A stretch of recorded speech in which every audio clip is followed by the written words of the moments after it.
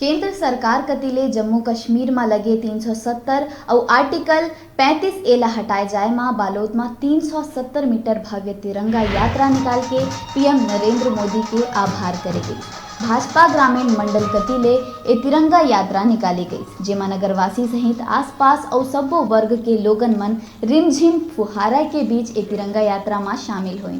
उन्हें ए यात्रा में तिरंगा झंडा ला सैकड़ों लोगन हाथ में उठा के नगर भ्रमण करी। ए दौरान डीजे के धुन और बाजा गाजा के संग जगह जगह फटाका फोड़े गई और प्रधानमंत्री नरेंद्र मोदी के नगरवासी मन आभार व्यक्त करी।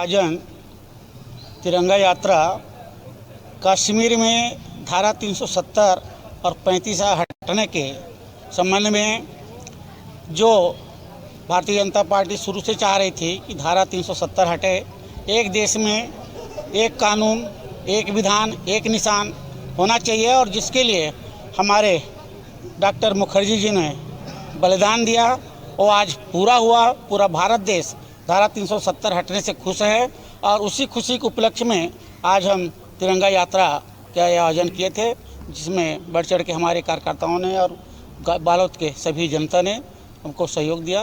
उनका सबका आशीर्वाद।